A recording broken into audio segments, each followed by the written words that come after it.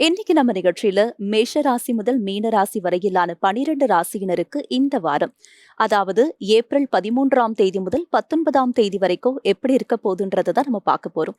அது மட்டும் இல்லாம நேயர்களுடைய சந்தேகங்களுக்கு அவங்களுடைய ஜாதகத்தின் அடிப்படையில் ஜோதிட தீர்வுகளையும் கேட்டு தெரிஞ்சுக்க போறோம். இன்னைக்கு நம்ம நிகழ்ச்சிக்கு தமிழ்நாட்டின் 2 பிரபலமான ஜோதிட வல்லுநர்கள் நம்ம அரங்கத்திற்கு வருகை தந்திருக்கிறார்கள். முதலில் அவர்களை வரவேற்கலாம். முதலாவதாக உதாரண ஜோதிடர் திரு பீமராஜ ஐயர் அவர்கள். வணக்கம் சார். வணக்கம். அடுத்ததாக திருக்கோவிலூர் திரு ஹரிபிரசாத் சர்மா அவர்கள். வணக்கம் சார். நமஸ்காரம். முதலாவதாக மேஷ ராசியினருக்கு இந்த வாரம் எப்படி அமைய போகுதுன்றது கேட்டு தெரிஞ்சுக்கலாமா? பீமராஜ் ஐயர் சார் சொல்லுங்க, மேஷ ராசியினருக்கு இந்த வாரம் அற்புதமான வாரமா அமைய போதா, எப்படி இருக்க போகுது சார்? மேஷராசி என்பவர்களுக்கு இந்த வாரம் பெரிய மனிதர்களுடைய ஆதரவானது கிடைக்கப் போகிறது. வீட்டில் அப்பா உங்களுக்கு பிடிச்ச விஷயங்களை செய்கிறதுக்கான அனுமதியை கொடுப்பார். என்ன படிக்கணும், வெளியூர் போய் வேலை பார்க்கலாமா, கல்யாண விஷயத்தில் உங்களுக்கு ஏற்ற மாதிரி இப்போ செய்யணுமா, கொஞ்ச நாள் போகட்டுமா, இப்படிப்பட்ட பொண்ணு வேணும், இப்படிப்பட்ட பையன் வேணும், இப்படிப்பட்ட விஷயங்கள் அப்பா உங்களுக்கு அனுகூலமாக செய்து கொடுப்பார். உத்தியோகம் பார்க்கக்கூடிய இடத்துல உங்களுடைய உயர் அதிகாரிகள் உங்களை சப்போர்ட் பண்ணுவாங்க. பிஸ்னஸ் பண்ணும்போது கவர்மெண்ட் சம்மந்தமாக உங்களுக்கு ஏதாவது ஒரு அனுகூலம் வேணும், ஏதாவது ஒரு விஷயம் உங்களுக்கு ஒப்புதல் தேவைன்னு சொன்னால் அந்த விஷயங்கள் கிடைக்க பெற போகிறது. நியாயமாக இந்த வாரத்தில் உங்களுக்கு ராசிநாதன் செவ்வாய் நீச்சகதியில் இருக்காரு. இந்த வாரத்தில் சந்திராஷ்டமம் ஏற்படுகின்றது. விரயஸ்தானம் வலுத்து இருக்கிறது. சாதகமான பெரிய பலனை சொல்லக்கூடாது. ஆனாலும் இவ்வளோ நல்ல பலன் நான் சொல்கிறதுக்கு என்ன காரணம்னா, சூரிய பகவான் அவர் இந்த வாரம் தொடங்குதுன்னு சொன்னால் இன்னைக்கு நாளைக்கே ராசிக்குள்ளே வந்திருப்பார். வரும்போது அவர் உச்ச பலத்தை கொண்டிருப்பார். அதனால் உங்களுக்கு அந்த சூரியன் சம்பந்தமாக அவர் பித்திருக்காரகன்னு சொல்லுவோம். அவர் ஒரு ராஜான்னு சொல்லுவோம். அவர் உயர் அதிகாரின்னு சொல்லுவோம். இவங்களாலலாம் உங்களுக்கு நல்லது நடக்க போகுது. அதனால இவங்க சொல்கிறத கேட்கணும், இவங்ககிட்ட பர்மிஷன் கேட்கணும், இவங்ககிட்ட இறங்கி போகணும். இவங்களுடைய ஆசீர்வாதம், இவங்களுடைய பிளெஸ்ஸிங்ஸ் உங்களுக்கு தேவை. இவங்க விஷ் பண்ணால் நல்லது நடக்கும். இப்படி மேற்சொன்ன நபர்களால் உங்களுக்கு நல்லது நடக்கக்கூடிய நல்ல வாரமாக இந்த வாரம் அமைய போகிறது. இந்த வாரத்தில் தமிழ் வருஷ பிறப்பு வருது. சங்கடகர சதுர்த்தி விரதம், சஷ்டி விரதம், அதாவது கிருஷ்ண தேய்பிரை சஷ்டி விரதம் வருது. இதில் யாருக்கு என்ன முடியுமோ அந்த நாள்லாம் விரதம் விசேஷ வழிபாடுகளை கடைபிடித்து நற்பலனை பெறலாம். சார், மேஷ ராசினருக்கான வார பலன்கள் எப்படி இருக்க போகுதுன்னு சொல்லியிருக்கீங்க. ரிஷப ராசினருக்கு எப்படி இருக்க போகுது? வீட்லையும் வெளியையும் அவங்களுடைய சூழ்நிலை எவ்வாறு இருக்க போகுது? ரிஷபராசி என்பர்கள் லாபகரமான பலனை இந்த வாரத்தில் அடைய போறீங்க. நண்பர்களால் உங்களுக்கு நல்லது நடக்க போகுது. பெரும்பாலான நேரங்களில் நம்ம நண்பர்களிடத்தில் கவனமாக இருங்க. நல்ல பழக்க வழக்கம் இருக்கக்கூடிய நண்பர்களை மட்டும் நீங்கள் கூட வச்சுக்கோங்க. அவங்கக்கிட்ட எச்சரிக்கையாக இருங்கன்னு தான் சொல்லுவோம். ஆனால் இப்போ உங்களுக்கு நண்பர்கள் கூட உதவி பண்ணுவாங்க. மூத்த சகோதர சகோதரிகள் இருந்து அவர்களால் உங்களுக்கு நல்லது நடக்கும். நீங்கள் ஆசைப்பட்ட விஷயத்தை அடையிறதுக்கு இவர்கள் உங்களுக்கு கை கொடுத்து உதவுவார்கள். நீங்கள் சந்தோஷமாக இருக்கிறதுக்கு எது தேவையோ அது நடக்கும். விரும்பியதை செய்ய முடியும். விரும்பிய இடங்களுக்கு சென்று வர முடியும். ஒரு சின்ன ஒரு ட்ரிப்பு கூட நீங்கள் போகிறதுக்கான வாய்ப்பு இருக்கிறது. உங்களுக்கு வேண்டிய ஆபரணங்கள், ஆடைகள், வீட்டு உபயோக பொருட்கள், வாகனங்கள், இது சம்பந்தமான விஷயங்கள்லாம் உங்களுக்கு அனுகூலமாக இருக்க போகுது. இந்த வாரத்தில் உங்களுக்கு நல்ல லாப ஆதாயம் இருக்கு. சந்தோஷமா இருக்க போறீங்க. ஒரு விஷயத்தை மட்டும் கடைபிடிக்கணும். வாரம் தொடங்கும் போது ராசிக்கு 11ஆம் இடமான லாபஸ்தானத்தில் 5 கிரகங்கள், அதாவது திருக்கணிதப்படி சனியும் அங்கே இருக்காருன்னு சொல்லும்போது 5 கிரகங்கள். அதன் பிறகு அதில் முக்கியமாக சூரியன் 12ஆம் இடத்திற்கு வந்துடுவார். அப்போ சூரியன் 12 விரயஸ்தானத்தில் இருக்காரு. 4 கிரகங்கள் லாபஸ்தானத்தில். நிறைய வழியிலிருந்து உங்களுக்கு லாபம் வரப்போகுது. அந்த சூரியன் விரயத்தில் இருக்கிறதுனால நல்ல செலவுகளாக நீங்கள் செய்யணும். சூரியனால தான் நம்ம எல்லாம் இருக்கிறோம், இயங்குகிறோம், உலகம் நடக்கிறது. அதனால தான் மழை பொழிவு, இந்த உயிர் இருக்கிறது எல்லாம். அப்படி அவர் தர்மத்தை காப்பாற்றுறதுக்காக, உயிர்களை காப்பாற்றுறதுக்காக அனுதினமும் வரார் இல்லையா? அப்படி இந்த வாரத்தின் அனுதினமும் நீங்கள் ஏதாவது ஒரு தர்ம காரியத்தை செய்தால் போதுமானது. இந்த வாரம் அற்புதமாக இருக்கும். சார், தொடக்கத்திலே சொல்லிட்டீங்க ரிஷப ராசினருக்கு இந்த வாரம் லாபகரமான வாரமா அமைய போகுதுன்னு. மிதுன ராசினருக்கு இந்த வாரம் எப்படி இருக்க போகுது சார்? மிதுன ராசி என்பவர்களுக்கு உத்தியோக ரீதியாக மிகச்சிறந்த பலன் இந்த வாரத்தில் ஏற்பட போகிறது. உத்தியோகஸ்தானம் ரொம்ப வலுத்து இருக்கிறது. ஆனால் யாரோ ஒருத்தர் சப்போர்ட் பண்ணி அதனால் உங்களுக்கு அந்த வேலை நல்லபடியாக நடக்கும். நீங்கள் செய்ய முடியாத, செய்கிறதுக்கு கஷ்டப்படக்கூடிய ஒரு வேலையை பிறர் சொல்லி கொடுத்து அல்லது உடன் சேர்ந்திருந்து செய்து அதனால் உங்களுக்கு பலன் கிடைக்கும். எதனாலனா ஜீவனபாவம் நன்றாகத்தான் இருக்குது. ராசிநாதன் புதன் அங்கே தான் இருக்கார். அவர் நீச்சமாகி பிறகு நீச்சம் பங்கமாகி பிறகு அவருக்கு பலன் கிடைக்கிறது. அதனால் யாரோ ஒருவருடைய சப்போர்ட்னால, வழிகாட்டுதல்னால உங்களுக்கு பலன் கிடைக்கும். அந்த வழிகாட்டுதலை நீங்கள் ஏற்றுக்கொள்ள வேண்டியது இந்த வாரத்தில் அவசியம். சந்திரன் 5ஆம் இடத்திலிருந்து இந்த வாரத்திலிருந்து அவருடைய சஞ்சாரத்தை தொடங்குகின்றாரு. 5ஆம் இடம் சொல்றதும் அறிவு புத்தி ஸ்தானம் தான். இந்த 10ஆம் இடம் சொல்கிறது ஜீவனஸ்தானம். அப்போது உங்களோட ஜீவனத்துக்கு உங்களுடைய புத்தியை வந்து பயன்படும்.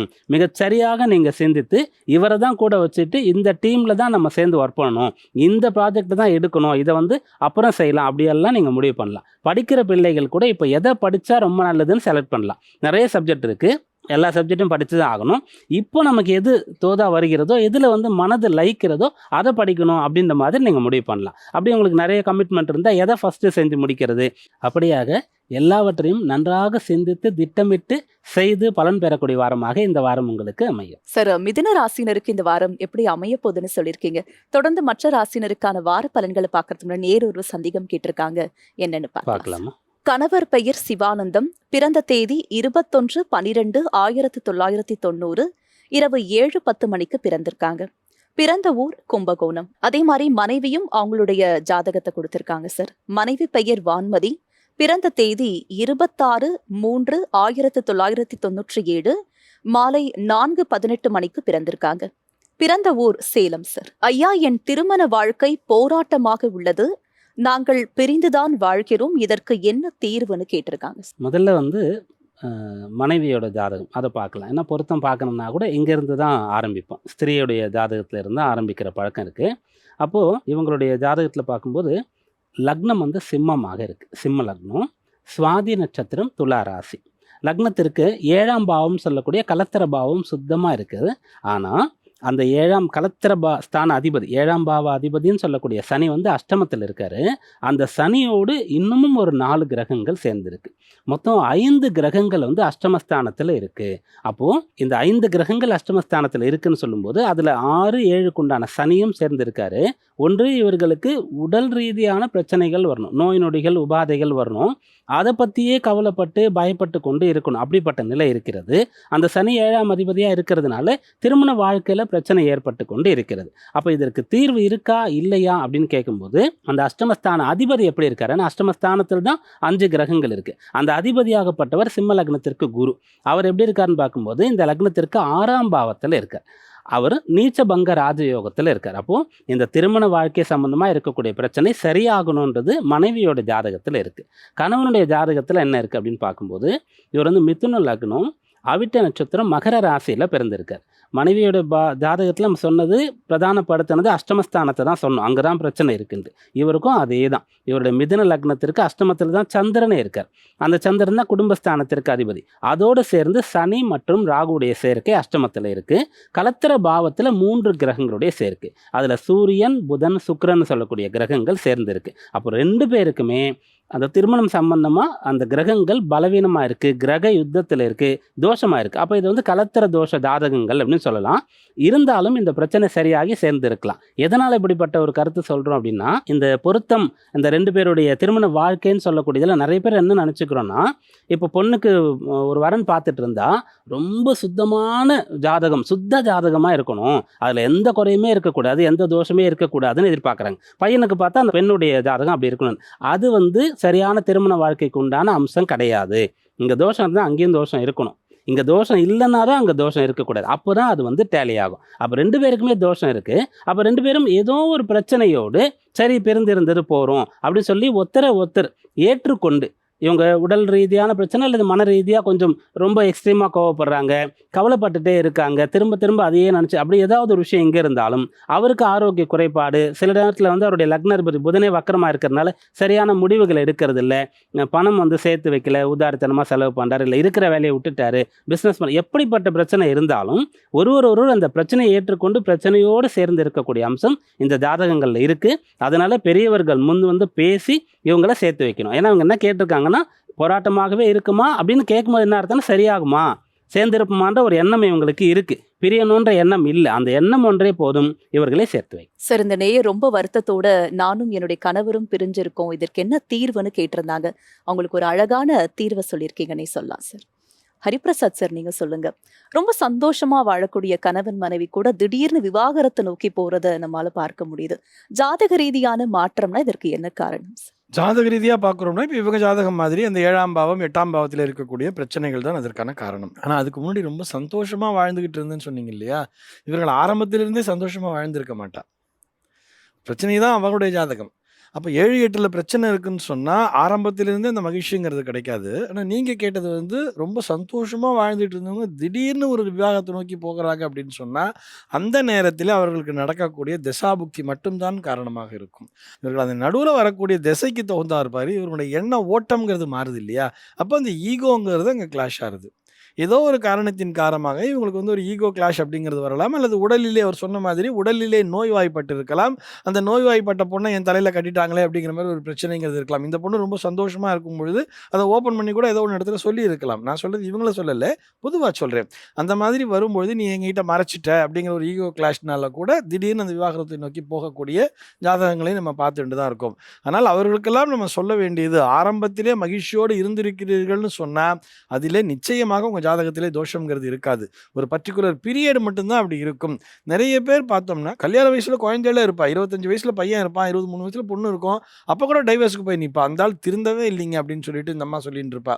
நான் எவ்வளோதான் சமாளிச்சுட்டு இருக்கிறது, இப்போ என் குழந்தைங்க சம்பாதிக்கிறாங்க, நான் அவங்கள நம்பி போயிடுறேன், நான் அவரை விட்டு வந்துடுறேன்பா. அதெல்லாம் முற்றிலும் தவறுங்கிறத உணர்ந்துக்கணும். இத்தனை வருஷமாக எப்படி பொறுமையாக இருந்தீங்களோ அதே மாதிரி தான் இருந்துக்கணும். நம்முடைய கர்மா நமக்கு 7ஆம் இடம்ங்கிறது இப்படித்தான் இருக்குன்னு சொன்னால் அதை ஏற்றுக்கொண்டு வாழ பழக வேண்டும். இப்போ இந்த ஜாதகத்தை பொறுத்தவரை அண்ணா வந்து இவங்க 2 பேருக்குமே பிரச்சனைங்கிறது இருக்குது. இவங்க ஏதோ ஒரு பிரச்சனையை இவங்க வந்து முன்னிறுத்தி கூட இவங்க பாட்டி அப்படியே அந்த பிரச்சனையோடையே வாழ்க்கையை நடத்திடலாம்னு சொன்னார். இது எல்லாத்தையும் விட இன்னொரு அட்வைஸ் என்னென்னா, இவங்களுக்கு இப்போ இவங்க டைவர்ஸ் அப்படிங்கிற ஒரு விஷயத்துக்கு போனால் கூட ஒரு விவாகரத்துங்கிறத பண்ணிட்டு அடுத்து என்ன பண்ணுவா, இன்னொரு கல்யாணம் பண்ணணும்னு நினைப்பா இல்லையா? அதுக்கு தானே டிவோர்ஸுங்கிறது இந்த ஏஜில் போவா. அப்படி போனாலும் கூட உங்களுக்கு 7ஆம் இடம் சரியில்லைன்னா நீங்கள் எத்தனை கல்யாணம் பண்ணாலும் லைஃபுங்கிறது இப்படி தான் இருக்கும். ஏன்னு சொன்னால் இந்த ஜாதகத்தை நம்ம கம்பேர் பண்ணி பார்க்கும் பொழுது அந்த பையன் ஜாதகத்தை விட இந்த பெண் ஜாதகம் தான் அவ்வளவு தோஷத்தை உடையதாக இருக்கிறது. ஏன்னா அவங்களுக்கு லக்னாதிபதியே 8ல் இருப்பார். இது போக சிந்தனையை குறிக்கக்கூடிய 5ஆம் பாவத்திற்கு அதிபதியும் 6ல் போய் நீச்சமாயிட்டார். இவங்க எதை பார்த்தாலும் ஒரு டவுட்ஃபுல்லாகவே பார்க்கும் பொழுது அவருக்கு ஏற்கனவே 7ல் வந்து அவருக்கு சூரியன் புதன் சுக்கிரன் சேர்க்கை இருக்குது. மிதுன லக்னக்கார் வேற, எல்லாரோடையும் சிரித்து பேசின்னு இருப்பார், எல்லாரோடையும் மிங்கிலாகக்கூடிய ஒரு மனிதராக இருப்பார். அது வந்து இவங்களுடைய மனதிலே கூட ஒரு கடுமையான ஒரு சந்தேகம், ஒரு மன உளைச்சல் இது எல்லாத்தையும் ஏற்படுத்தி இருக்கலாம். இந்த பெண்ணுக்கு நம்ம சொல்ல வேண்டியது, நீங்கள் உங்களை செல்ஃப் அனலைஸ் பண்ணிக்கோங்க, நீங்கள் எங்கே தப்பு பண்ணுறீங்கிறத பார்த்துக்குங்கோ. அவர் ஜாதகத்திலையும் பிரச்சனை இருக்குது, உங்கள் ஜாதகத்திலையும் பிரச்சனை இருக்குது. இந்த ஜாதகங்களை பார்த்து சேர்த்ததில் எந்த விதமான தப்பும் இல்லை. இவங்க ஜாதகம் பார்க்காமலேயே சேர்ந்திருந்தால் கூட உங்களுக்கு எப்படி வரணும்னு ஒரு விதி பயன் இருக்கிறதோ அப்படித்தான் அவரும் வந்திருக்கிறார். அவருக்கு எப்படி வரணும்னு ஒரு விதி பயன் இருக்கிறதோ அப்படித்தான் நீங்கள் அமைஞ்சிருக்கிறீங்க. இதை ஏற்றுக்கொண்டு குடும்பம் நடத்த பழகி கொள்ள வேண்டும். அதுதான் குறிப்பிட்ட விஷயம். இதுக்கு என்ன பண்ணணும்னு சொன்னால், அவர் சொன்ன மாதிரி பெரியவர்கள்லாம் கலந்து உட்காந்துட்டு பேசி இவர்களை தனித்து விடாமல் பெரியவர்கள்லாம் இருக்கணும். இந்த பெண் முதலிலே எல்லோரையும் மதிக்க கற்றுக்கொள்ள வேண்டும். ஏன்னா இவர்களுக்கு வந்து சிம்ம லக்னத்தில் பிறந்திருந்தாலே சுய கௌரவங்கிறது முக்கியம். ஆனால் இவர்கள் எது சொன்னாலுமே அது தவறாக போகக்கூடிய இடத்துல 8ஆம் பாவத்தில் அத்தனை கிரகங்கள் உட்கார்ந்துகிட்டு இருக்குது. அப்போ பெரியவங்க வந்து என்னை குறை சொல்கிறாங்க, இவங்க இப்படி பேசுகிறாங்க, மாமனார் இப்படி பேசுகிறாங்க, மாமியார் இப்படி பேசுகிறாங்கிற மாதிரிலாம் எந்த விதமான விஷயத்துக்குள்ளேயும் போகாமல் அவங்க தான் நம்மளை பாதுகாப்பாங்கங்கிற ஒரு எண்ணத்துக்குள்ளே வந்துட்டு எல்லோரையும் நம்ப கற்றுக்கொள்ள வேண்டும். முதல்ல இவங்களுக்கு வந்து ஒரு நம்பிக்கையின்மைங்கிறது இவர்களுடைய ஜாதகத்திலே ஒரு மிகப்பெரிய இஷ்யூவாக இருக்கிறது. இந்த பெண்ணுக்கு தான் நம்பிக்கையோடு வாழ வேண்டும் அப்படிங்கிற ஒரு விஷயத்தை எடுத்துட்டாலே, தன் மீது நம்பிக்கை கொண்டாலே எல்லா விதமான பிரச்சனையுமே எதிர்கொள்ள முடியும். அடுத்ததாக கடக ராசியினருக்கு இந்த வாரம் எப்படி அமைய போது, சிறப்பான வாரமா இருக்க போதா இல்லையான்றதை கேட்டு தெரிஞ்சுக்கலாம். பீமராஜ் ஐயர் சார் சொல்லுங்க, கடக ராசியினருக்கு இந்த வாரம் எப்படி அமைய போகுது? கடகராசி அன்பர்கள் இந்த வாரம் நல்லா படிக்க போகிறீங்க. உங்கள் வேலை வந்து ரொம்ப நல்லா போக போகுது. அதை வேலை நல்லா செய்ய போகிறீங்க. பிஸ்னஸ் பண்ணிட்டு இருக்கக்கூடியவர்கள் அதை வந்து எப்படி டெவலப் பண்ணுறது அப்படின்றத சிந்திப்பீங்க. உடல் உபாதை இருந்தால் கொஞ்சம் கொஞ்சமாக அதில் வந்து நல்ல முன்னேற்றம் ஏற்பட்டு நீங்கள் நல்ல ஆரோக்கியமாக ஆகலாம். இப்படிப்பட்ட பலன்லாம் சாதகமாக இருக்கிறது உங்களுக்கு. இந்த வாரத்தில் முடிஞ்சால் ஒரு பிரயாணம் மாதிரி செஞ்சுட்டு வாங்க. ஏதாவது ஒரு இடத்துக்கு நீங்கள் இருக்கக்கூடிய இடத்துல இருந்து ரொட்டீன் ஒர்க் என்ன பண்ணிட்டு இருக்கீங்களோ அதிலிருந்து ஒரு பிரேக் வர மாதிரி ஒரு பிரயாணம் பண்ணிட்டு வாங்க. அது வந்து ஒரு ஆன்மீகம் கோவில் ஸ்தலங்களுக்கு போகிறதா இருக்கலாம், உங்கள் உத்தியோக நிமித்தமாக போகிறதா இருக்கலாம், அல்லது உறவினர்கள் சம்பந்தமாக ஏதோ ஒரு ஃபங்க்ஷனுக்காக போகிறதா இருக்கலாம். இப்படிப்பட்ட விஷயங்களுக்கு போயிட்டு வாங்க. இந்த வாரம் சாதகமாக இருக்குது. எதில் கவனமாக இருக்கணும்னு சொன்னால், ராசியில் செவ்வாய் இருக்கார். அவர் வந்து நீச்சம் பெற்று இருக்கின்றார். உங்கள் ராசிக்கு அவர் தான் முழுமையான யோகாதிபதி. பூர்வ புண்ணிய ஜீவனஸ்தானத்திற்கு அதிபதியாக இருக்கக்கூடிய ஒருவர் ராசியில் வரக்கூடிய நேரத்தில் நீச்சம் அடைகிறார். அதனால் இந்த வாரத்தில் தேவையில்லாத பயம், கவலை, சில பேருக்கு தாழ்வு மனப்பான்மை. முன்னாடி தைரியமாக இருந்தால் இப்போ என்ன தெரியல, எனக்கு தைரியமாக இல்லை அப்படின்னு சொல்லக்கூடிய ஒரு நிலை. ஏன்னா அந்த செவ்வாயின்னு சொல்லக்கூடிய வந்து மாதக்கோள் ஏறக்குறைய ஒரு 1.5 மாத காலம் ஒரு ராசியில் சஞ்சரிப்பார். அதனால் அந்த ஒரு தாழ்வு மனப்பான்மை, பயம், கவலை இப்படிப்பட்ட விஷயத்தை விடுங்க. அது உங்களுக்கு வருதுன்னு சொல்லும்போது தான் அந்த ஒரு இடமாற்றம், சின்னதாக ஒரு பிரயாணம் பண்ணுறீங்க இல்லையா, அது உங்களுக்கு நல்ல பலனை பலனை ஏற்படுத்தி கொடுக்கும். அப்படி செய்து இந்த வாரத்தில் நீங்கள் உங்களுடைய கடமைகளை மிக சிறப்பாக செய்ய முடியும். சார், கடக ராசினருக்கான வார பலன்கள் எப்படி இருக்க போகுதுன்னு சொல்லியிருக்கீங்க. அதனை தொடர்ந்து சிம்ம ராசினருக்கு இந்த வாரம் சிறப்பான வாரமா இருக்க போதா, இல்ல அவங்க கூடுதல் கவனமா இருக்கணுமா சார்? சிம்மராசி என்பர்களுக்கு இந்த வாரம் சாதகமான அனுகூல பலன் தரக்கூடிய ஒரு வாரமாக இருக்கிறது. இதை கேட்கும்போதே உங்களுக்கு வந்து ரொம்ப மகிழ்ச்சியாக இருக்கும். ஏன்னா ராசிக்கு அஷ்டமஸ்தானம் வலுத்து இருக்கிறது. அங்கே திருக்கணிதப்படி சனி வந்த பிறகு ஏற்கனவே ராகு இருந்தார். ராகு, சனி, சுக்கிரன், புதன், ராசிநாதன், சூரியன், இத்தனை கிரகங்கள். அதில் ரிலீஃப் என்ன அப்படின்னு கேட்டால், மகிழ்ச்சியாக நீங்கள் அடையக்கூடிய விஷயம் என்னன்னு கேட்டால், அந்த சூரியன் வந்து அஷ்டமத்திலிருந்து நகர்ந்து பாக்கியஸ்தானத்திற்கு வருகிறார். அப்படி வரும்போது அவர் வந்து உச்ச பலத்தை அடைவார். அப்போ எவ்வளவு எதிர்ப்புகள் இருந்தாலும் கூட இந்த வாரத்தில் நீங்கள் வந்து வெற்றி நடை போட முடியும். உங்களுக்குள்ள எவ்வளோ திறமை இருக்குது, நீங்கள் எவ்வளோ பெரிய ஒரு தைரியசாலி, எவ்வளோ பெரிய புத்திமான், கல்விமான்னு சொல்லக்கூடியதை இப்போ நீங்கள் உணர்ந்து கொள்ள முடியும். அந்த விஷயம் உங்களுக்கு இந்த ஒரு மாத காலம் கூட துணை புரியும். இன்னமும் கேட்டால் அஷ்டமசனி இருக்கக்கூடிய காலம் வரைக்கும் கூட இந்த வாரத்தில், இந்த மாதத்தில் நீங்கள் செய்யக்கூடிய செயல்கள் வந்து உங்களுக்கு ஒரு உற்சாகத்தை கொடுக்கும், ஒரு துணிவை, தைரியத்தை கொடுக்கும். அப்படியாக எது உங்களுக்கு பலம் பலவீனம்னு எல்லாரும் பார்க்கணும் சொல்லுவேன் இல்லையா, உங்களுடைய பலம் எதுன்றது உங்களுக்கு தெரிஞ்சிடும். ஏன்னா நிறைய சைட்லேருந்து உங்களுக்கு பிரச்சனை இருக்கும். அதெல்லாம் இருந்தாலும் கூட எப்படி நம்ம வந்து ட்ராவல் பண்ணுறது, அதோடு சேர்ந்து அல்லது அதை எதிர்த்து அப்படின்றத நீங்கள் கற்றுக்கொள்வீங்க. அது இந்த வாரத்திற்கும் சரி எதிர்வரும் காலத்திற்கும் உங்களுக்கு நல்ல பலன் அளிப்பதாக அமையும். சார், ஒரே வார்த்தையில சொல்லிட்டீங்க, சாதகமான வாரமாக அமைய போகுது அப்படின்னு. தொடர்ந்து கன்னி ராசினருக்கு இந்த வாரம் எப்படி இருக்க போகுது சார்? கன்னிராசி அன்பர்கள் இந்த வாரத்தில் என்ன செய்யறதா இருந்தாலும் மிகச்சரியாக சிந்தித்து நல்ல ஆலோசனை எடுத்துக்கொண்டு பிறகு செய்யணும். அதாவது புதுசாக எதாவது பண்ண போகிறீங்கன்னா வழக்கமான ரொட்டீன் ஒர்க்கை நீங்கள் பண்ணிகிட்டே இருக்கலாம். உங்கள் படிப்பு, வேலை, பிஸ்னஸ் அதெல்லாம் வந்து எப்பயும் போல் போயிட்டுருக்கும். புதுசாக ஏதாவது டிசிஷன் எடுக்கிறீங்க, குறிப்பாக கல்யாண சம்மந்தமாக எடுக்கிறீங்கன்னா கட்டாயம் வந்து தனித்து நீங்களாக எடுக்கக்கூடாது. பிஸ்னஸ் சம்மந்தமாக எடுக்கிறீங்க, பெரிய பணம் வந்து கடன் வாங்க போகிறீங்க அல்லது கடன் கொடுக்க போகிறீங்க, சொத்து இருக்குது அதை வந்து விற்க போகிறீங்க, இல்லை புது சொத்து வந்து கடன் பட்டு வாங்க போகிறீங்க, வாகனங்களை மாற்ற போகிறீங்க, ஆபரணம் வாங்க போகிறீங்க, இப்படி கொஞ்சம் பொருள் செலவு அதிகமாக இருக்கக்கூடிய ரிஸ்க் இருக்கக்கூடிய விஷயங்கள் எதுவாக இருந்தாலும் நன்றாக சிந்தித்து ஆலோசித்து நல்ல ஆலோசனையை பிறரிடத்திலிருந்து கேட்டு எடுத்துக்கொண்டு தான் நீங்கள் செய்யணும். 7ஆம் இடம் சொல்லக்கூடிய இடத்துல நிறைய கிரக சேர்க்கை இருக்கிறது. சந்திரனாகப்பட்டவர் ராசிக்கு 2ஆம் இடத்திலிருந்து இந்த வாரத்தை தொடங்கி 3, 4ஆம் இடங்கள்ல இருக்க போறார். அப்போ பொருள் பற்றிய சிந்தனை இருக்கும், வசதிகள் பற்றிய சிந்தனை இருக்கும், ஆடம்பரம் பற்றிய எண்ணங்கள் அதிகமாக உங்களுக்கு இருக்கும். சூரியனும் அஷ்டமத்திற்கு தான் வரப்போறாரு. அப்போ ஒரு சிலர் வந்து இயற்கைக்கு மாறான விஷயங்கள், அதாவது சட்டத்திட்டத்திற்கு புறம்பான வழியில் பொருள் ஈட்டக்கூடிய எண்ணம் கூட வர பெறுவீர்கள். அல்லது இது போல இயற்கைக்கு மாறான விஷயங்கள் செய்யறதுக்கான ஈடுபாடு உங்களுக்கு ஏற்படக்கூடிய அம்சம் இருக்கு. அதிலிருந்துலாம் நீங்க வந்து கட்டுப்பாட்டோடு இருக்கும்போது, சரியாக இருக்கும்போது இந்த வாரம் நற்பலன் தரும். சார், கன்னி ராசினருக்கு இந்த வாரம் எப்படி அமைய போகுதுன்றது மட்டும் இல்லாம என்ன செய்யணும் செய்யக்கூடாதுன்றதையும் தெளிவுபடுத்திருக்கீங்க சார். தொடர்ந்து மற்ற ராசினருக்கான வார பலன்களை பார்க்கறதுக்கு முன்னாடி ஒருவர் சந்தேகம் கேட்டிருக்காங்க, என்னன்னு பார்க்கலாம். ராம் சுரத்குமார் பெரம்பலூர்ல பிறந்திருக்காங்க சார். பிறந்த தேதி 13/8/2007 மாலை 6:55 மணிக்கு பிறந்திருக்காங்க. ஐயா, என் மகன் தற்போது +2 தேர்வு எழுதியுள்ளார். மேற்கொண்டு என்ன படிக்க வேண்டும் என்று அறிவுரை கூறுங்கள்னு கேட்டிருக்காங்க. ஜாதகர் வந்து மக நட்சத்திரம் 2ஆம் பாதம் சிம்ம ராசி, லக்னம் வந்து கும்ப லக்னமாக இருக்கு. இப்போ இந்த கும்ப லக்னம் அப்படின்னு நம்ம பார்க்கும்போது லக்னத்திற்கு 10ஆம் பாவம் அங்காரகன் செவ்வாயுடைய விருச்சிக செவ்வாயுடைய வீடாக வருகிறது. அந்த இடத்துல குரு இருக்கார். அந்த வீட்டு அதிபதியாக இருக்கக்கூடிய செவ்வாய் ரிஷபத்திலிருந்து பார்க்கிறார். குருவும் செவ்வாயும் பார்த்து கொள்கிறார்கள். இந்த 10ஆம் பாவத்தினுடைய தொடர்பு இது. அப்போ இவர் வந்து ஒரு கௌரவமான வேலைக்கு போகணும், ஒரு பவர்ஃபுல்லான வேலைக்கு போகணும். அந்த குரு மற்றும் செவ்வாயுடைய அந்த 2 கிரகங்களுடைய அந்த காரகத்துவம், குணாதிசயங்களை வச்சு நம்ம சொல்கிறோம். இதை தாண்டி இந்த கும்ப லக்னத்திற்கு 7ஆம் இடத்துல இந்த சந்திரன் இருக்கார். மக நட்சத்திரம் சிம்ம ராசி அப்படின்னு சொல்கிறதுனால சந்திரனோடு கேதுவும் சேர்ந்திருக்கார், சுக்கிரன் சேர்ந்திருக்கார், அந்த இடத்துல சனி இருக்கார். அப்போ இவர் வந்து மருத்துவத்துறையில் போகக்கூடிய ஒரு விஷயம் கூட இவருக்கு சாதகமாக இருக்கும். அப்போ கௌரவமான பதவி, அதிகாரமான பதவி, மருத்துவத்துறை அப்படின்னு சொல்லும்போது இவர் வந்து அந்த மெடிசன் வந்து எடுத்து படிக்கலாம். சிறந்த மருத்துவராக வரக்கூடிய அம்சம் இவருக்கு இருக்கிறது. அதற்கு அடுத்த ஸ்டேஜ் அப்படின்னு பார்க்கும்போது அந்த மருத்துவத்துறையிலேயே ஆராய்ச்சி செய்து ஒரு சயின்டிஸ்டாக வரக்கூடிய அம்சம் கூட இந்த ஜாதகர் இடத்துல இருக்கிறது. இதோடு சேர்ந்து தசாபக்தி என்ன சொல்லுது அப்படின்னு பார்க்கும்போது இவருக்கு இப்போ கேதுவோடைய திசை மக நட்சத்திரம்ன்றதுனால அதில் பிறந்து சுக்கிர திசை நடந்து கொண்டு இருக்கிறது. சுக்கிர மகா திசையில் இப்போ நடக்கக்கூடியது குருவுடைய புக்தி. அப்போ முதல்ல இவருடைய 10ஆம் பாவத்தில் குரு இருக்குன்னு சொன்னோமா, இப்போ சுக்கிர திசையில் குருவுடைய புக்தி நடந்து கொண்டு இருக்கிறது. பொதுவாக மருத்துவம் அப்படின்னு சொன்னால கேது, சூரியன், பிறகு செவ்வாய் தான் நம்ம எடுத்துக்கணும். அதில் செவ்வாய் வந்து 10ஆம் பாவத்தோடு தொடர்பு கொண்டு விட்டார். கேது 7ஆம் பாவத்திலிருந்து ராசியை பார்க்குறார். சந்திரனுக்கும் அவர் தான் சாரம் கொடுத்துருக்காரு. இவர்கள் இருக்கக்கூடியது சூரியனுடைய வீடு. அப்போ மருத்துவ தொடர்பு நிறைய வந்துருச்சு. அப்போ இந்த குரு சுக்கிரன் அப்படின்னு சொல்லும்போது இந்த குரு சுக்கிரனுடைய சேர்க்கை சஞ்சீவினி யோகம் அப்படின்னு சொல்கிறாங்க. அதாவது மிகச்சிறந்த மூலிகை, சஞ்சீவி மூலிகை இருக்கு இல்லையா, அப்போ ஒருத்தரை காப்பாற்றக்கூடியது அப்படின்னு சொல்லக்கூடிய அர்த்தம்.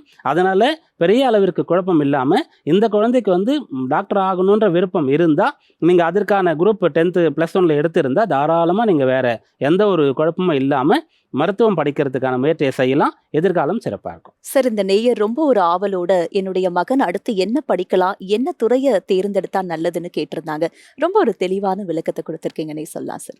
ஹரிபிரசாத் சார், நீங்க சொல்லுங்க. பொதுவாகவே நிறைய பேரண்ட்ஸ்க்கு இருக்கக்கூடிய ஒரு சந்தேகம், தன்னுடைய குழந்தைக்கு எத்தனை வயசுல நம்ம ஜாதகம் பார்க்கலாம், அப்படி பார்க்கும்போது என்னென்ன விஷயத்தை நம்ம கேட்டு தெரிஞ்சுக்க முடியும் அப்படின்ற சந்தேகம் இருக்கு. அதை பத்தி சொல்லுங்க சார். நல்ல கேள்விமா. எல்லாருக்குமே குழந்தை பிறந்த உடனே அந்த ஆசைங்கிறது வந்துடும் இல்லையா? என் குழந்தை எப்படி இருப்பான், அப்படி இருப்பான் அப்படிங்கிற மாதிரிலாம் அவருடைய கற்பனைங்கிறது ஸ்டார்ட் ஆகிடும். உடனே தெரிஞ்சுக்கணும்னு நினைப்பா.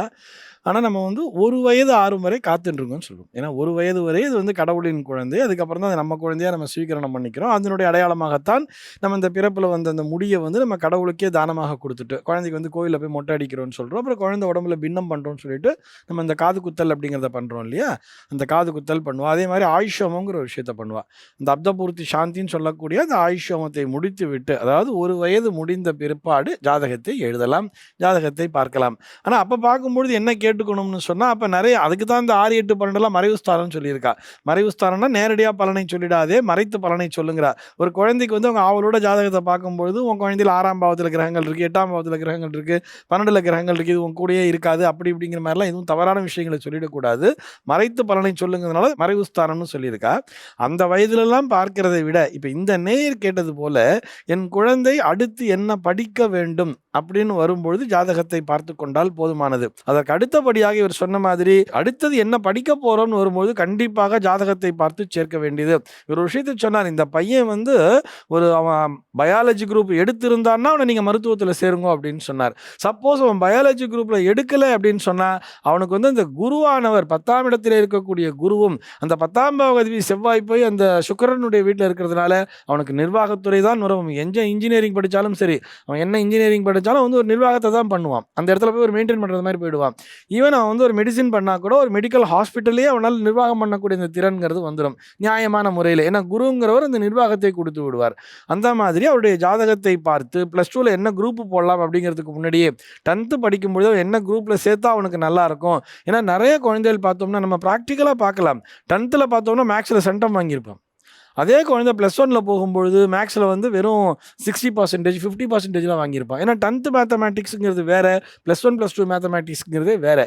இவங்க 10th மேக்ஸில் என் பையன் சென்டம், அதனால் +1லேயும் நல்லா படிப்பான்னு கொண்டு போய் சேர்த்துட்டா அங்கே வெறும் இன்ஜினியரிங் மேத்தமேட்டிக்ஸ் மட்டும்தான் இருக்கும். அதனால் இதையெல்லாம் பார்த்து கொள்ள வேண்டியது. அடுத்து அது சப்ஜெக்ட் வந்து கொஞ்சம் ஸ்பெஷலைசேஷன் ஆகுது, ரொம்ப கஷ்டமாகுது, அந்த சப்ஜெக்ட் இந்த பிள்ளைக்கு வருமாங்கிறது நிச்சயமாக அவர்களுடைய ஜாதகமானது தீர்மானித்து விடும். அதில் சந்தேகமே கிடையாது. ஆக அதை பார்த்துட்டு அவங்களுடைய எதிர்காலத்தை தீர்மானம் பண்ணுறதுக்காக பார்த்துக்க வேண்டியது. இது போக திருமண வாழ்க்கைக்குள்ளே என்ட்ரு பண்ணும்பொழுதும் திருமண வாழ்க்கைங்கிறது அவனுக்கு நன்றாக இருக்குமோ அந்த வயசு வரும்போது அந்த அதற்குரியது கேட்டுக்க வேண்டியது. எல்லாத்தையும் முதல் 1வது வயசுலேயே கேட்கக்கூடாது. எதற்காக அந்த வயசில் பார்த்துக்கணும்னு சொன்னால், ஒரு வயசில் ஜாதகம் எழுதி வைக்கிறோம்னு சொன்னால் இந்த குழந்தையினுடைய ஆரோக்கியம் எப்படி இருக்கும் அப்படின்னு பார்த்துக்கிறதுக்கு தான். ஒரு சில குழந்தைகளுக்கு வந்து பாலாரிஷ்டம் அப்படிங்கிற ஒரு விஷயத்தை கொடுத்துருப்பா.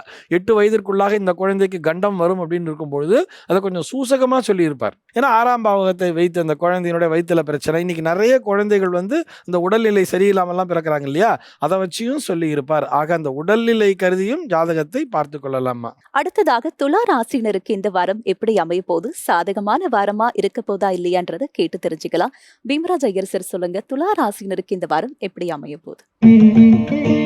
துளாராசி என்பவர்களுக்கு இந்த வாரம் அனுகூலமாக இருக்கும். உங்களுக்கு என்ன பிரச்சனை இருக்குது அப்படின்றத வந்து இந்த ஞாயிற்றுக்கிழமை காலையை நீங்கள் ஓய்வாக இருந்தீங்கன்னா லிஸ்ட்டு போடுங்க. காலை எழுக்கும் போதே பிரச்சனையா அப்படின்ட்டு இல்லை, அந்த பிரச்சனை தீர்றதுக்காக 6ஆம் பாவம் வலுத்து இருக்குது. அந்த 6ஆம் பாவத்திலிருந்து ஒரு கிரகம் விடுபட்டு வந்து 7ஆம் பாவத்திற்கு அந்த சூரியன் நாளைக்கு வந்து ராசியை பார்க்க போகிறார். அப்போது ஒருத்தர் வந்து ஒரு பிரச்சனையிலேருந்து விடுபட்டு வராருன்னு சொன்னால் அந்த பிரச்சனை பற்றிய முழுமையான புரிதல் அவருக்கு இருக்கும். ஒரு நோயிலிருந்து விடுபட்டு வந்தவருக்கு ஆரோக்கியத்தினுடைய அருமை தெரியும் அப்படின்னு சொல்லுவாங்க. அப்படியே 6ஆம் இடத்துல சூரியன் இருந்தார், நிறைய கிரகங்கள். அப்போ சூரியன் மட்டும் 7ஆம் இடத்திற்கு வந்து ராசியை பார்க்க போகிறார். அப்போ வந்து உங்களை கைட் பண்ணுவார். இது சரி தப்பு, இந்த பிரச்சனைக்கு தான் தீர்வு அப்படின்றது அந்த சூரிய ஒளியை வந்து இருளை போக்குற மாதிரி உங்களுக்கு தெரியப்படுத்தும். அப்போ உங்கள் ராசிக்கு 6ஆம் பாவத்தில் நிறைய கிரகங்கள் இருக்குது. உங்களுக்கு கடன் இருக்கா, கடனை அடைக்கிறதுக்கு என்ன வழி அப்படின்றத சிந்திக்கலாம். அப்புறம் உங்களுக்கு வந்து உடல் உபாதை இருக்கிறதா, எதனால் வந்தது, என்ன தீர்வு அப்படின்றத பார்க்கணும். இந்த காலத்தில் பெரும்பாலானவர்கள் உடல் உபாதை வந்து தீர்வை மட்டும்தான் பார்க்குறோம். எந்த மாத்திரை போட்டால் சரியாகும், சர்ஜரி பண்ணால் சரியாயிடுமா, இதுதான் பார்க்குறோம். அது ஏன் வந்ததுன்னு நம்ம பார்க்கறது இல்லை. அதனால முழுமையான தீர்வு நோய்க்கு கிடைக்காது. அதை இந்த வாரத்தில் நீங்கள் செய்யலாம். அதுபோல் உங்களுக்கு வந்து ஒரு விரோதம் இருக்கிறது, கேஸ் போடுற அளவுக்கு ஒரு பிரச்சனை ஆல்ரெடி போட்டுட்டீங்க, லீகலாக போயிட்டுருக்கு. இது இப்படியே போயிட்டு இருந்தால் மேக்ஸிமம் எவ்வளோ நாள் போகிறதுக்கு வாய்ப்பு இருக்குது? இது நமக்கு நல்லதா, கேஸ் போட்டதுக்கான விஷயம் சரியாகுமா, அல்லது நம்மால் பிறர் தான் ஆதாயம் அடைகிறாங்களா, இப்படிலாம் நீங்கள் சிந்திக்கலாம். எந்த பிரச்சனை உங்களுக்கு இருந்தாலும் அதற்குண்டான தீர்வு இந்த முதல் நாள்லேயே உங்களுக்கு தெரிய வந்துடும். அதன் பிறகு அதை எப்படி சரி பண்ணுறதுன்றதுக்காக ஒவ்வொரு நாளும் உழைத்து நீங்கள் நோயிலிருந்தால் மீண்டு வந்துடலாம். கடன் பிரச்சனை இருந்தால் சரி சேர்த்து வழி கிடைக்கும். படிப்பில் மந்தமாக இருக்கீங்கன்னா நல்லா படிச்சிடலாம். வேலையே கிடைக்கலனா கிடைக்கும். 10ஆம் பாவாதிபதி சந்திரன் ராசியிலிருந்து வாரம் தொடங்குகிறது. வேலை இல்லைன்றது தான் பிரச்சனை, வேலை கிடைச்சிடும். இப்படியாக பிரச்சனை தீரக்கூடிய நல்ல பலன் தரக்கூடிய வாரமாக இந்த வாரம் இருக்கும். சார், துலா ராசினருக்கு ஒரு நம்பிக்கை தரக்கூடிய வார்த்தையை சொல்லியிருக்கீங்கன்னே சொல்லலாம். இருக்கிற பிரச்சனைக்கெல்லாம் தீர்வு கிடைக்க போகுது அப்படின்னு. அடுத்து விருச்சிக ராசினருக்கு இந்த வாரம் எப்படி இருக்க போகுது சார்? அற்புதமா இருக்க போதா, இல்ல அவங்க கூடுதல் கவனமா இருக்கணும்? விருச்சிக ராசி அன்பர்களுக்கு இந்த வாரம் நல்ல ஒரு குரு தேவை, நல்ல இஷ்ட தெய்வத்தினுடைய அனுகிரகம் தேவை, அல்லது குலதெய்வ வழிபாடு, அதனால உங்களுக்கு ஏதோ ஒரு விஷயம் கிடைக்கிறது அப்படின்னு சொல்லக்கூடிய ஒரு தெய்வ அனுகிரகமோ பெரியவர்களுடைய துணையோ கட்டாயம் தேவையாக இருக்கு. ராசிக்கு அதிபதியாக இருக்கக்கூடிய செவ்வாய் 9ஆம் பாவத்தில் நீச்ச கதியில் இருக்கின்றார். அப்படி இருக்கும்போது உங்களுக்கு வந்து உங்களுடைய பலம் வந்து ஆஞ்சநேய சுவாமிக்கு தெரியாதுன்ற ஒரு சாபம் வரும் இல்லையா, அப்படியாக நீங்கள் இப்போ உணர்ந்து கொண்டு இருப்பீங்க. அப்போ யாரோ ஒருத்தர் உங்களை வந்து ஊக்குவிக்கணும், உன்னால் முடியும், நீ படி அப்படின்னு சொல்லி சொன்னாதான் நீங்கள் படிப்பீங்க.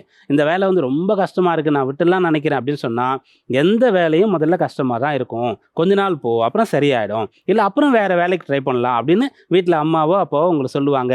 அந்த விஷயம் உங்களுக்கு அனுகூலமாக இருக்கும். திருமணமான புதிது, இந்த பொண்ணு எனக்கு ஒத்தே வரல, எனக்கும் இந்த பொண்ணுக்கும் ஒரு லட்சணம் கூட இல்லை, ஒரு பொருத்தம் கூட இல்லை, நீங்கள் பண்ணி வச்சுட்டீங்க, நான் வாழ மாட்டேன்னு ஒரு பையன் சொல்லுவான். இதே போல் அந்த இடத்துல ஒரு பொண்ணு சொல்லும். அப்போ அவசரப்படக்கூடாது. ஒரு செடியை வந்து ஒரு இடத்துல கொண்டு வந்து வச்சாலே அந்த செடி அந்த மண்ணில் அதை வந்து ஸ்திரப்படுத்தி கொண்டு வளர்கிறதுக்கு ஒரு காலகட்டம் எடுத்துக்கும் இல்லையா, அதுபோல் அந்த திருமண வாழ்க்கைன்றது இருக்குது. நிறைய பேருக்கு இந்த காலகட்டத்தில் கல்யாணமாகி 1 மாதத்துக்குள்ளேயே பிரச்சனை வந்துடுது. அதிகபட்சம் 3 மாதம் 6 மாதத்துக்குள்ளே பிரச்சனை வந்து நாங்கள் பிரிஞ்சு போகிறோம் அப்படின்னு சொல்கிறாங்க. அப்போ ஏன்னா அந்த இடம்னா என்ன, அது செட் ஆகிறதுக்கான டைம் அதை வந்து கொடுக்கவே இல்லை. அப்படியாக இந்த வாரத்தில் இதில் எந்த பிரச்சனை இருந்தாலும் கூட சரி, பெரியவர்கள் சொல்லக்கூடிய தீர்வு உங்களுக்கு அற்புதமாக வேலை பண்ணும். உங்களை இந்த வாரத்தில் நீங்கள் நம்ப வேண்டாம். பொதுவாக நம்ம எல்லாருமே சொல்லக்கூடியது என்னென்னா, உங்களை நம்பு, உன்னை நம்பு, தன் கை தான் தனக்குன்னு சொல்லுவோம். ஆனால் இந்த வாரத்தில் உங்கள் மீது யார் அன்பாக இருக்கிறார்களோ, உங்களுடைய எதிர்காலம் நலனில் யாருக்கு அக்கறை இருக்கிறதோ அவர்கள் சொல்வதை பிளைண்டாக கேட்கலாம், ஃபாலோ பண்ணலாம், நல்லது நடக்கும். சார், விருச்சிக ராசினருக்கு இந்த வாரம் எப்படி அமைய போகுதுன்னு சொல்லியிருக்கீங்க. அதனை தொடர்ந்து தனுசு ராசினருக்கு இந்த வாரம் எப்படி அமைய போகுது, நல்ல பலன்கள் கிடைக்க போதா இல்லையா? தனுர் ராசி என்பர்களுக்கு இந்த வாரம் அனுகூலமாக இருக்கும். ராசிக்கு 4ஆம் இடம் வளைக்கிறது. அந்த 4ஆம் பாவம் எப்பெல்லாம் ஏதாவது ஒரு கிரகம் வருதோ அப்பெல்லாம் அந்த ஜாதகருக்கு நம்ம வந்து வளர்ச்சி அடையணுன்ற எண்ணம் வந்து கொண்டே இருக்கும். அது எந்த கிரகமாக வேணா இருக்கலாம், எந்த லக்னமாக வேணுமானாலும் இருக்கலாம், எந்த ராசியாக வேண்டுமானாலும் இருக்கலாம். அந்த 4ஆம் இடத்தை வந்து முன்னேற்றம் தரக்கூடிய ஸ்தானம் அப்படின்னு நம்ம சொல்லுவோம். கிரகங்கள்லேயே மிகச்சிறந்த முதன்மையான சுபர் யார் அப்படின்னு கேட்டால் குரு தான். காலபுருஷனுடைய இந்த 4ஆம் வீட்டில் தான் அவர் வந்து உச்ச பலத்தை அடைவார். அப்போ ஒருத்தனுக்கு வந்து நல்ல எண்ணம் வரும், நல்ல வகையில் நம்ம முன்னேறணும், நம்ம வந்து இந்த சோஷியல் ஸ்டேட்டஸ் வேணும், இந்த சமூகத்தில் நாமளும் ஒரு மனுஷனை எல்லாரும் மதிக்கணும், அதுக்கு நம்ம படிக்கணும், நம்ம வேலை பார்க்கணும், நமக்குன்னு ஒரு வீடு வேணும், வாழ்வாதாரம் வேணும் அப்படின்னு சொல்லக்கூடிய இது இருக்குல்லையே. அப்படி இந்த 4ஆம் பாவத்தில் எந்த ஒரு கிரகம் வந்தாலும் நன்மையை செய்யும். இப்போ உங்களுக்கு அந்த 4ஆம் பாவத்தில் 5 கிரகங்களோடு இந்த வாரம் தொடங்குகின்றது. அப்புறம் சூரியன் வந்து 5ஆம் இடத்திற்கு போவார். பாக்யாதிபதி பூர்வ புண்ணியத்துக்கு போகிறார். ஒரு திரிகோணஸ்தான அதிபதி மற்றொரு திரிகோணஸ்தானத்திற்கு போனால் மிகச்சிறந்த யோகம். அந்த யோகம் உங்களுக்கு வேலை செய்யும். மேலும் 11ஆம் பாவத்தில் சந்திரன் இருந்து ராசியை நோக்கி வந்து இந்த வாரம் பூர்த்தி ஆகிறது. ஆசைப்பட்ட லாபகரமான விஷயங்களும் உங்களுக்கு நடந்தேறும். சார், தொடக்கத்திலே சொல்லிட்டீங்க தனுசு ராசினருக்கு இந்த வாரம் அனுகூலமான வாரமா இருக்க போது. தொடர்ந்து மற்ற ராசினருக்கான வார பலன்களை கேட்டு தெரிஞ்சுக்கிறதுக்கு முன்னாடி நேரொருவர் சந்தேகம் கேட்டிருக்காங்க, என்னன்னு பார்க்கலாம். வெங்கடேஷ் காரைக்குடியில பிறந்திருக்காங்க சார். பிறந்த தேதி 24/9/1988 காலை 7:37 மணிக்கு பிறந்திருக்காங்க. ஐயா, எனக்கு திருமணம் தாமதமாகிறது, எந்த வருடம் சரியாக அமையவில்லை, எனக்கு திருமணம் எப்போது நடக்கும்னு கேட்டிருக்காங்க. ஜாதகர் வந்து சதய நட்சத்திரம் 3ஆம் பாதம் கும்ப ராசியில் பிறந்திருக்காரு. லக்னம் வந்து துலா லக்னமாக இருக்கிறது. கேள்வி வந்து திருமணம் பற்றி. தாமதமாகுதுன்னா தாமதம் தான் ஆயிருக்கு. 88ன்னு சொன்னால் அவருக்கு வந்து 36 வயசு முடிஞ்சிருச்சு, 37வது வயசு. அப்போது இந்த லக்னத்திற்கு 7ஆம் பாவாதிபதி செவ்வாய் என்ன பண்ணுறார்? ஏன் இவ்வளோ நாள் அந்த பலனை கொடுக்கல? அவர் வேலையை அவர் ஏன் செய்யலை? இதுதான் கேள்வி. நம்ம ஒரு மனுஷனை கேட்போம் இல்லையா, வேலை சரியாக செய்யலை, ஏன் செய்யலை, ஏன் படிக்கலை? அப்படியாகத்தான் இங்கேயும் லக்னத்திற்கு 7ஆம் பாவதி செவ்வாய், அவர் இந்த ஜாதகருக்கு வாழ்க்கை எத்தனையோ கொடுக்கணும், கொடுக்கல. அப்போ ஏன் கொடுக்கலன்னா அவர் 7ஆம் பாவத்திற்கு பின்னாடி 6ஆம் பாவத்தில் 7க்கு 12ல் போயிருக்கார். அப்போ மறைஞ்சிருக்காருன்றதை கொஞ்சம் எடுத்துக்கலாம். ரெண்டாவது வந்து வக்ரகதியில் இருக்கார். அப்போ அந்த வேலையை யார் செய்யணும்? ஒரு இடத்துல ஒருத்தர் வேலை செய்யணும்னு சொன்னால் இன்னொருத்தர் அந்த வேலையை செய்யணும். அப்போ என்ன பண்ணணும்னா சுக்கிரன்னு சொல்லக்கூடியவர் வந்து கலத்திர காரகன் அப்படின்னு நம்ம சொல்கிறோம். அவர் எங்கே இருக்காருன்னா இந்த லக்னத்திற்கு 10ஆம் பாவத்தில் இருக்கார். 10ஆம் பாவத்தில் சுக்கிரன் இருக்கிறது வந்து நல்ல அம்சம்தான். அது இவருக்கு என்ன பண்ணிடுன்னா அந்த சுக்கிரன் வந்து உத்தியோகம், வசதி, தொழில் வாய்ப்பு இப்படிப்பட்ட பலன்களை கொடுத்துரும். அந்த சுக்கிரன் வந்து 10ஆம் பாவத்தில் இருக்கும்போது அவர் வந்து ஆஸ்லேஷம் அந்த புதனுடைய நட்சத்திர சாரத்தில் சஞ்சரித்து கொண்டிருக்கார். அவர் இருக்கிறது கடக ராசியாக இருக்கிறது. அப்போது 7ஆம் பாவாதிபதி பலம் குறைந்து இந்த ஜாதகருக்கு ஏற்ற ஒரு பொண்ணு கிடைக்கல. ஏதாவது 1-2 வரன் வரும்போது இவர் அந்த சுக்கிரன் புதன் சாரத்தில் இருக்கார் இல்லையா, நிறைய யோசிச்சு இப்படியா அப்படியா பண்ணிக்கலாமா, பார்க்க போகலாமா, ஓகே சொல்லாமா வேண்டாமா, அப்படி ஒன்று அந்த புதன் சொல்கிறதுனால ஆஸ்லேஷான்னு சொல்கிறோம். அந்த புதனுடைய அந்த நட்சத்திரத்தினுடைய பெயரை நம்ம அந்த ஆஸ்லேஷான்றது தான் ஆஸ்லேஷன்ற ஒரு வார்த்தை வருது. அப்போ இவர் மைண்ட் அப்படி இருக்கும் அந்த திருமண விஷயத்தில் மட்டும். பிறகு அந்த சந்திரன் தான் வந்து சுக்கிரனுக்கு வீடு கொடுத்தவராக இருக்காரு. அந்த சந்திரன் சொன்னாலே மனோகாரகன். அவர் ஜாதகத்தில் கும்பராசியில் ராகுவோடு சேர்ந்து இருக்கின்றார். அப்போ இவருடைய குழப்பம் காரணமாக இவருக்கு திருமணம் வந்து தாமதமாகிறது. குழப்பம் ஏன் வருதுன்னு சொன்னால் மிகச்சிறந்த ஒரு பொண்ணு கிடைக்கல. ரொம்ப அழகாக நல்லா படித்து நல்ல வசதியோட யாருமே வேணான்னு சொல்ல மாட்டாங்க. அப்படிப்பட்ட பொண்ணு இவர் கிடைக்கல. ஏதோ கொஞ்சம் எதிர்பார்ப்பு குறைவாக தான் கிடைக்குது. அதை இந்த ஜாதகரால் ஏற்றுக்கொள்ள முடியவில்லை. அதனால் திருமணம் தாமதமாகுது. இன்னொன்று, இவருடைய சூரியன் வந்து லக்னத்திற்கு 12ஆம் பாவத்தில் இருக்கின்றார். குரு அஷ்டமஸ்தானத்தில் இருக்கின்றார். புத்திர பேரும் லேட்டாக தான் வரணுன்றது இருக்குது. அதுவும் திருமணம் தாமதமாகிறதுக்கு ஒரு காரணம். சரி, எல்லாம் பார்த்துட்டோம். எப்போ நடக்கும் அப்படின்னு பார்க்கறதுக்கு தசாபக்தி துணை புரியும். ராகு தசையில் பிறந்து குரு தசை பூர்த்தியாகி சனி மகாதிசை நடந்து கொண்டு இருக்கின்றது. அந்த சனி மகாதிசையில் இப்போ நடக்கிறது சந்திர புத்தி. அந்த சந்திரன் வீட்டில் தான் சுக்கிரன் இருக்காருன்றதை பார்த்தோம் இல்லையா, அந்த சந்திர புத்தி தான் நடந்து கொண்டு இருக்கு. அப்போ அந்த சுக்கிரனை சந்திரன் இயக்குவார். திருமணம் நடக்கக்கூடிய அம்சம் இருக்கிறது. ராகுவோடு சந்திரன் சேர்ந்து இருக்கிறதுனால நீங்கள் வந்து அந்த ராகு சம்பந்தமாக சந்திரன் சம்பந்தமாக ஏதாவது பிரீத்திகளை செய்யுது, ஸ்லோகங்களை சொல்கிறது, அம்மன் கோயில்களுக்கு தொடர்ச்சியாக போயிட்டு வர்றது, இப்படியான விஷயங்களை செய்கிறது. அம்மா வந்து எந்த பொண்ணை ஓகே சொல்கிறாங்களோ அந்த பொண்ணை வந்து சரின்னு சொல்கிறது. இந்த விஷயத்தை முடிவு பண்ணீங்கன்னு சொன்னால் உங்களுக்கு வந்து திருமண காலம் அடுத்த வருஷம் மார்ச் மாதம் வரைக்கும் இருக்குது. அதுக்குள்ளே நடக்கும். சார், இந்த நேயர் எப்போ எனக்கு திருமணம் நடக்கும் அப்படின்னு கேட்டிருந்தாங்க. இது வரைக்கும் திருமணம் தடைப்பட்டதுக்கான காரணம் மட்டும் இல்லாமல் எப்போ நடக்கும் அப்படின்ற ஒரு திருப்திகரமான பதிலையும் விளக்கத்தையும் அவங்களுக்கு கொடுத்துருக்கீங்கன்னே சொல்லலாம் சார். ஹரிபிரசாத் சார், சொல்லுங்க. இப்போ ஒரு திருமணம் தடைப்பட்டுட்டே இருக்கு அப்படின்னா இதுக்கு என்ன காரணம்? ஜோதிட ரீதியான காரணங்கள் நம்ம பார்க்கும்போது இதுக்கு ஏதாவது பரிகாரம் பண்ணா அந்த தடை உடனடியாக நீங்க வாய்ப்பு இருக்கா? இந்த பரிகாரம் அப்படிங்கிற ஒரு விஷயத்துக்குள்ள போறதுக்கு முன்னாடி நம்முடைய ஜாதகத்துல என்ன பிரச்சனை அழகா சொன்னார். ரொம்ப அழகா எக்ஸாம்பிளோட சொன்னார். ஒரு வேலையை செய்யலைன்னா ஏன் செய்யல அப்படிங்கிற ஒரு கொஸ்டின் போடுறோம் இல்லையா, அதே மாதிரி தான் இங்க கிரகங்களும் சொல்லிட்டார். 7ஆம் பாவத்திற்கு அதிபதி செவ்வாயாக போய் ஒரு 6ஆம் இடத்துல இருக்காருன்னும் பொழுது கொஞ்சம் அங்க வாழ்க்கை அது கொஞ்சம் லேட்டாக தான் கல்யாணம் ஆகுங்கிற மாதிரி சொல்லிட்டது. இது போக அந்த கிரகமானது வக்கரமாக இருக்கிறது அப்படிங்கிறதையும் சொல்லிட்டார். வக்கரம்னு சொன்னா எந்த கிரகமும் பின்னோக்கி செல்வது அல்ல, பின்னாடி போகிறதில்ல. அதனுடைய வேகம் என்பது குறைந்து விடுகிறது. அது கொஞ்சம் ரொம்ப ஸ்லோவாக மூவ் ஆகிட்டு இருக்குன்னு அர்த்தம் வக்கரம்னு சொன்னால். அதனுடைய வேகம் என்பது குறைந்து விட்டது அப்படிங்கிறதுனால அது கொஞ்சம் தாமதமாகத்தான் திருமணம் நடக்குங்கிறது அந்திருத்தம். ஆனால் இவ்வளவு தாமதத்தை செய்யணுங்கிற அவசியமே கிடையாது. அதற்கு என்ன காரணம் அப்படிங்கிறதையும் சொல்லிட்டார். எடுத்து அழகாகவே சொல்லிட்டார். காரணம் என்னென்னா இவருடைய எதிர்பார்ப்பு மட்டும்தான். அது கொஞ்சம் அளவுக்கு அதிகமான எதிர்பார்ப்பு. தனக்கு அப்படி இருக்கணும், இப்படி இருக்கணும், தன்னுடைய இனத்தை சேர்ந்தவராகவே இருக்க வேண்டும், ஒரு பெரிய பிஸ்னஸ் பீப்புளாக இருக்கணும், நல்லா சம்பாதிச்சிருக்கணும், இல்லை நல்ல பணம் இருக்கணும், காசு பணம் இருக்கணும், பங்களா இருக்கணும்லாம் நினச்சிட்டு இருந்தா இது கண்டிப்பாக அவருக்கு திருமண வாழ்க்கையை ஏற்படுத்தியே தராது. அப்போ செவ்வாய் தான் ஒர்க் பண்ணிகிட்டு இருக்கோம். அப்புறம் இதுக்கு என்ன பரிகாரம் பண்ணாலுமே செய்ய முடியாது. என்ன பரிகாரம் சொன்னால் எது உன்னை நோக்கி வருகிறதோ அதை ஏற்றுக்கொள்கிற மனப்பக்குவம் என்பது வர வேண்டும். சரி, நம்மளை பார்த்து அவங்க எங்களுக்கு பொருத்தம் இருக்குன்னு சொல்லி வந்தாங்க இல்லையா, கல்யாணம் பண்ணிக்க வேண்டியதானே, என்ன கஷ்டம் உனக்கு, அதுதான் இவருக்கு நம்ம சொல்ல வேண்டியது. அதிலே இந்த நேரத்தை மிஸ் பண்ணிடாதே. பர்டிகுலராக திரும்பவும் சொல்கிறார். இது அந்த 5ஆம் பாவத்தில் அந்த சந்திரனும் இருக்கும் பொழுது வர்ற மார்ச் மாதத்துக்குள்ளே உனக்கு கல்யாணம் ஆகி உன்னுடைய மனைவியானவர் கன்சீவ் ஆகி இருக்கணும். கன்சீவும் ஆகலைன்னு சொன்னால் உனக்கு வர்றதே லேட் ஆகும். அப்புறம் புத்திர பாக்கியத்துக்காக நம்ம ரொம்ப அலைய வேண்டியதாகவும் இருக்கும். அப்போ திருமணத்தை தடை செய்யாமல் இந்த சித்திர வைகாசியில் பார்த்தா கூட நடந்துடும் அவருக்கு. குருவனுடைய பயிற்சியெல்லாம் சாதகமாக தான் இருக்கு அந்த ராசிக்கு. ஆக இப்போ இந்த சித்திர வைகாசிக்குள்ளே கூட ஒரு பொண்ணை, அது இனிமேல் ஒரு புதுசாக ஒரு பொண்ணை பார்க்க போகிறதில்ல. ஏற்கனவே இவரை நோக்கி வந்து இவங்க ஏதோ இந்த நட்சத்திர காரணம் அந்த நட்சத்திர காரணம்லாம் சொல்கிறா இல்லையா, மூலன்னா மாமியாருக்காக மாமனாருக்காகாது, ஆயிலன்னா மாமியாருக்காகாது, கேட்டேன்னா மச்சினருக்காகாது, விசாகன்னா இப்படி போயிடும், பூராட நூலாடாது, எதேதோ புதுசு புதுசாக எதேதோ சொல்லிட்டு இருக்கா. இந்த மாதிரிலாம் மூட நம்பிக்கைக்குள்ளே செல்லாமல் இந்த நட்சத்திரம் தான் பொருந்தும் அந்த நட்சத்திரம்லாம் பொருந்தும்லாம் பார்க்காம பெண்ணை பாருங்கள். அவங்க அந்த பெண் வந்து உங்களை நோக்கி வருகிறாளா, சரி நல்லா இருக்காங்களா, ரைட் ஓகே போதும், அவ்வளோதான். அதோட பார்த்து இந்த நேரத்திலே தீர்மானித்தாலே இவருக்கு திருமணம்ங்கிறது நடந்துருமா. இந்த மாதிரி நிறைய பேர் ஜாதகங்களிலும் அவரவருக்கு அந்த மனக்குழப்பங்கிற ஒரு விஷயம் இருக்கும். ராகு சந்திரன் சேர்க்கைங்கிறது வரும்போது குழம்பிய மனதில் தான் இருப்பீர்கள். இப்போ நீங்கள் என்ன பண்ணணும், உங்களுடைய வெல்விஷர்கிட்ட நீங்கள் ஆலோசனை கேட்டுக்கொள்ள வேண்டும்.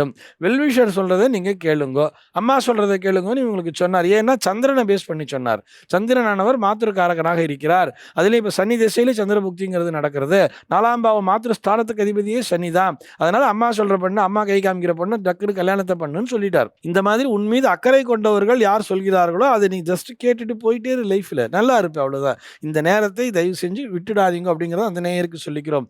இதே போல் ஒவ்வொருவருடைய ஜாதகத்திலுமே நமக்கான பிரச்சனை என்ன அப்படிங்கிறத அதை நம்ம அலசிட்டாலே போகிறோம். திருமணஞ்சேரிக்கு போயிட்டு வந்துட்டேன், திருவிடந்தைக்கு போயிட்டு வந்துட்டு அங்கே 5 தடவை போயிட்டு வந்திருக்கேன்னா எத்தனை தடவை போயிட்டு வந்தாலும் நமக்கு ஏற்றுக்கொள்கிற மனப்பக்குவம் என்பது வர வேண்டும். நம்ம எல்லாருமே செய்யக்கூடிய தப்பு, நம்ம நினைக்கிற மாதிரியே எல்லாமே நடக்கணும்னு நினைக்கிறோம். நினைப்பதெல்லாம் நடந்துவிட்டால் தெய்வம் ஏதும் இல்லைன்னு சொல்லியிருக்கார். அதே கவிஞரே அடுத்தது சொல்லியிருப்பார், இன்னார்க்கு இன்னார் என்று எழுதி வைத்தானே தேவன் என்று சொல்லிட்டார்.